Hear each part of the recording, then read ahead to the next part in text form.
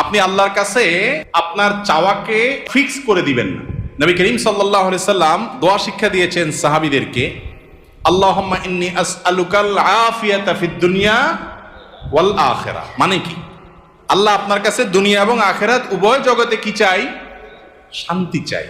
এখন শান্তি কি আল্লাহ লাখ টাকায় হবে, না হাজার টাকায় হবে, না 100 টাকায় হবে, না কোটি টাকায় হবে, না বিনা টাকায় হবে, সেটা আপনি জানেন। আমি কি চাই?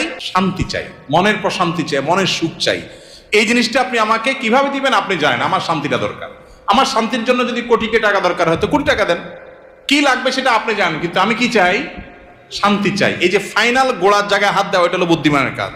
আর কোরআনেও আল্লাহ তাআলা শিক্ষা দিয়েছেন, আল্লাযীনা ইয়াকুলুনা রাব্বানা আতিনা ফিদ দুনিয়া হাসানা ওয়া ফিল আখিরাতি, যারা আল্লাহর কাছে দোয়া করে বলে, হে আমাদের রব, আপনি আমাদেরকে দুনিয়াতে কল্যাণ দান করেন, সুখ, কল্যাণ, ভালো দান করেন।